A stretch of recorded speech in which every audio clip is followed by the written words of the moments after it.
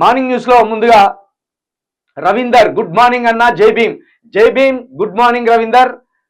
అదే విధంగా రమేష్ అట BRS MP 17, KCR MP 0, KCR PM, జై కేసీఆర్ అని పెట్టాడు, సిటైర్ వేసాడు. జై పవన్ కుమార్ గుడ్ మార్నింగ్ అన్న అన్నాడు.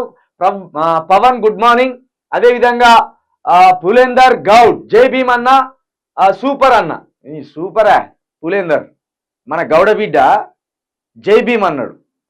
నేను మరొకసారి చెప్తున్నా, బీసీలు ఏనాడైతే జై భీమ్ అనే నినాదాన్ని ఎత్తుకుంటాయో ఆ రోజు తెలంగాణలో కావచ్చు, దేశవ్యాప్తంగా కావచ్చు, బీసీలు, ఎస్సీలు, ఎస్టీలు అధికారాన్ని చేపడతారు.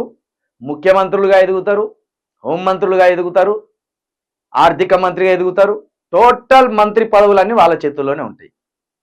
జై భీమ్ అంటే కొంతమంది బీసీలు, ఎస్టీలు ఇది మాకు అవసరం లేని నినాదమేమో అనుకుంటున్నారు.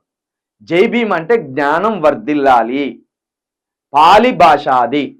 పాలి భాషలో జై భీమ్ అంటే జ్ఞానం వర్ధిల్లాలి అది.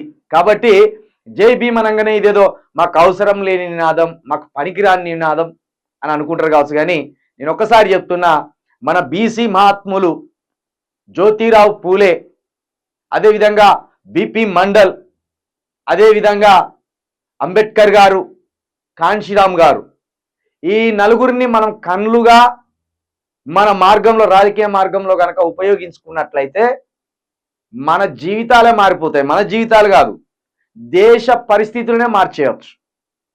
దేశ పరిస్థితులనే మార్చేయచ్చు.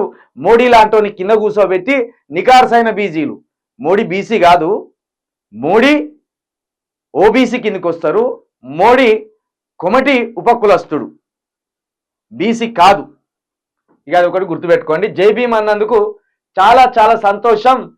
పులేందర్ గౌడ్ బ్రదర్, జై భీమ్ నినాదమే మనల్ని రక్షిస్తుంది అన్న. నమస్కారం, గుడ్ మార్నింగ్. Good morning.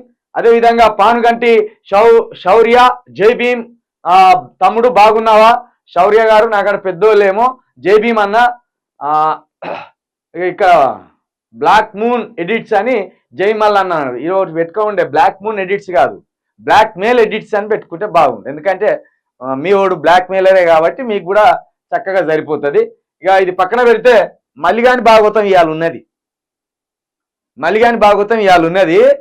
ఇప్పుడు మల్లిగాడు ఏం చేసిందంటే ఇక చూడు, ఇక వీడియోతో సహా ఉన్నది. అన్నెసెసరీ టాపిక్స్ మాట్లాడి మీన్స్ బ్రదర్ ప్రజల పక్షాన పోరాడ.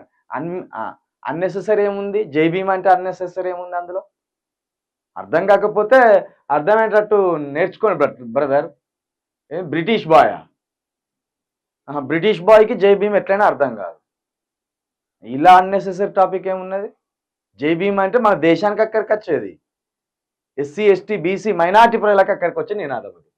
ఇక అది పక్కన పెడితే ఇట్లాంటి వాళ్ళు అంటూనే ఉంటారు, వీళ్ళని పట్టించుకోవాల్సిన అవసరం కూడా లేదు. రామరెడ్డి అల్లూరి ప్రవీణ్ గారు అని పెట్టిండ్రు. Rama Reddy good morning. ఇక నిన్న తెలంగాణ అస్తిత్వం, తెలంగాణ స్వరూపం, తెలంగాణ అనే అంశం పూర్తిగా కనుమరుగు దిశగా తీసుకుపోతున్నట్టు ఈ రాష్ట్ర సర్కార్ వ్యవహారం చూస్తే తెలుస్తుంది. దానికి సంబంధించి కూడా ఇప్పుడు ప్రస్తుతం న్యూస్ లో కూడా వచ్చింది.